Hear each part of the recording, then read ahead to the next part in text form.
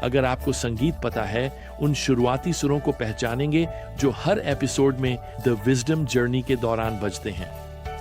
यह हेलुजाह कोरस से लिया गया है, जिसे 1741 में जॉर्ज हैंडल ने रचा था।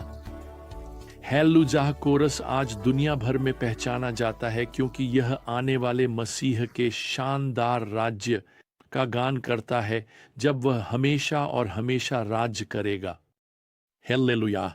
जॉर्ज हैंडल अपने जीवन के अंतिम अध्याय के करीब थे जब उन्होंने उस महान ओरेटोरियो मेसिया की रचना की, जिसका एक हिस्सा हेलुजाह कोरस है। हैंडल जीवन में कई कठिनाइयों का सामना कर रहे थे। वास्तव में इस समय वह अजेय कर्ज के साथ संघर्ष कर रहा था। इसके अलावा वह हाल ही में एक स्ट्रोक से पीड़ित हुए थे। वह अपने चेहरे के बाएं हिस्से में लकवाग्रस्त हो गए थे। यह उसे तीव्र दर्द दे रहा था। ज्यादातर दिनों में हैंडल मुश्किल से किराया और खाना खरीद पाते थे। वह अवसादित था। वह निराश था। खैर, एक रात वह बाहर गया और बस सुनसान सड़कों पर सुबह तक घूमता रहा, और जब वह अपने छोटे पुरानी अपार्टमेंट में लौटा तो उसके टेबल पर एक मोटा लिफाफा था जिसमें शास्त्र के पद थे जिन्हें उसके दोस्त चार्ल्स जेनिंग्स ने उसके लिए लिखा था। जेनिंग्स चाहते थे कि हैंडल इन पदों का उपयोग करके कुछ नया रचें। खैर, जॉर्ज ने बस पन्नों को एक तरफ फेंक दिया और बिस्तर पर लेट गया, लेकिन उसे नींद नहीं आई। कुछ शब्द जो उसने अभी पढ़े थे उसके मन में बार बार घूमते रहे। जो लोग अंधकार में थे, अंधकार में चलने वालों ने एक महान प्रकाश देखा है। यह भगवान की महिमा है। हेल्लेलुया। खैर, वह उठे, अपने पियानो के पास गए और लिखना शुरू किया।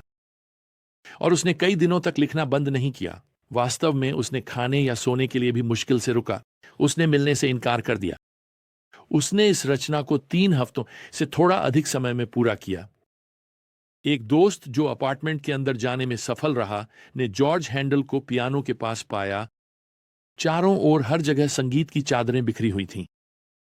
उसने बस हेलुजाह कोरस पूरा किया और उसके चेहरे पर आंसू बहते हुए जॉर्ज ने अपने दोस्त से कहा, और मैं उद्धृत करता हूं, मैंने सोचा कि मैं अपने सामने पूरा स्वर्ग देखता हूं और महान भगवान स्वयं अपने सिंहासन पर बैठे हैं। वाह। खैर, हैंडल का मेसिया, जिसे अब दुनिया भर में सबसे महान संगीत रचनाओं में से एक माना जाता है, आज भी हम इसका उपयोग कर रहे हैं।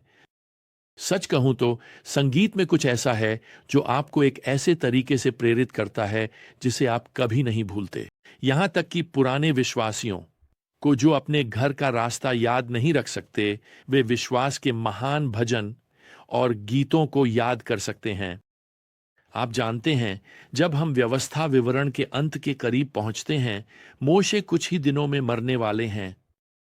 उसने एक कठिन जीवन जिया है, लेकिन सबसे ज्यादा वह इज़राइल राष्ट्र को भगवान की महिमा देने का एक कारण देना चाहता है और उस दिन की प्रतीक्षा करना चाहता है जब भगवान दुनिया के सभी राष्ट्रों पर राज करेंगे। खैर, अब यह जोशुआ को बैटन सौंपने का समय है, जो वह यहां अध्याय 31 के शुरुआती श्लोकों में करता है।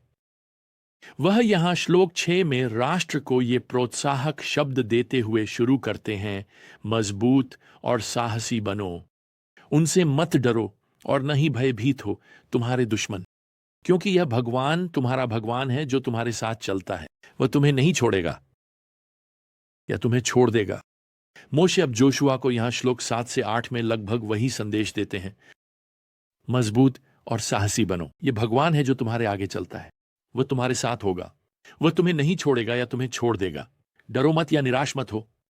अब इसके बाद मोशे कुछ ऐसा करते हैं जो मेरे लिए बिल्कुल आश्चर्यजनक है। मैं चाहता हूं मोशे राष्ट्र को एक आखिरी उपदेश देंगे, शक्ति और विश्वास से, एक ऐसा उपदेश जिसे वे कभी नहीं भूलेंगे। जैसे कि ऐसा कुछ होता है, लेकिन इसके बजाय वह एक गीत लिखते हैं। अब शायद इसका कारण यह है कि वह कुछ ऐसा जानता है जो हर उपदेशक जानता है। लोग तुम्हारे उपदेशों को याद नहीं रख सकते, लेकिन वे गीतों को याद रखते हैं, आस्था का। तो मोशे अब राष्ट्र के लिए एक गीत लिखते हैं। अब यह गीत क्यों महत्वपूर्ण होने वाला है?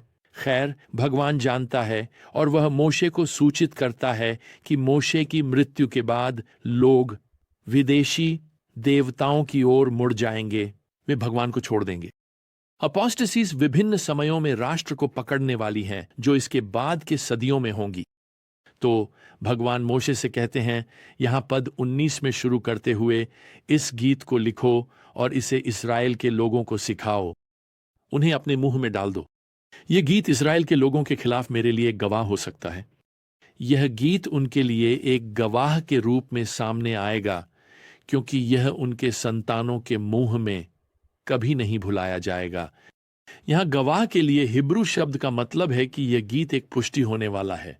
यह सत्य का एक गवाह बनने वाला है। यह लोगों को भगवान के कानून की सच्चाई की याद दिलाने वाला है। यह उन्हें उसकी आशीर्वादों की याद दिलाने वाला है। यह उन्हें दोषी ठहराने वाला है उनके पापों के लिए भगवान के खिलाफ। यह उन्हें पश्चाताप के लिए बुलाने वाला है। फिर मोशे कहते हैं यहां पद 28 में, मेरे पास आओ, अपने जनजातियों के सभी बुजुर्गों और अधिकारियों को इकट्ठा करो, ताकि मैं इन शब्दों को उनके कानों में कह सकूं। अब ये शब्द कानून के शब्दों का संदर्भ देते हैं।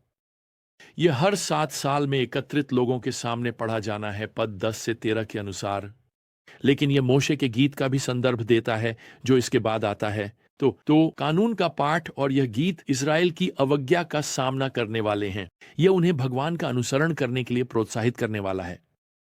पद 30 फिर हमें बताता है, मोशे ने इस गीत के शब्दों को तब तक कहा जब तक वे इज़राइल की सभी सभा के कानों में समाप्त नहीं हो गए।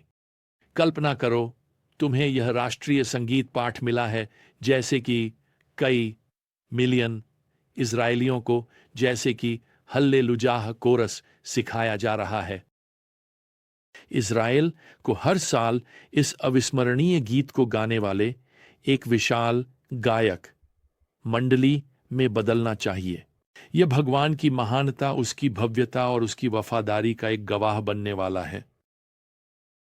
अब आपके पास अध्याय 32 में इस अद्भुत स्तुति के गीत के बोल हैं, और मैं इस रचना के कुछ मुख्य बिंदुओं पर बस छूना चाहता हूं।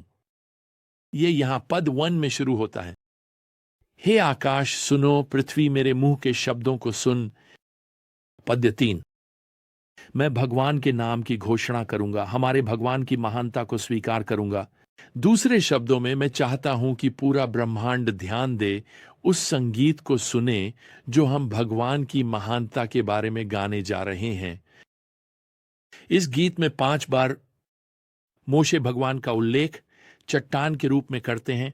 पद 4, पद 15, पद 18, पद 30 और पद 21 में वह इज़राइल को याद दिला रहा है कि वे भटक सकते हैं, लेकिन उनके पास एक दृढ़ और वफादार भगवान है, एक अपरिवर्तनीय सत्य की चट्टान, एक उद्धार की चट्टान।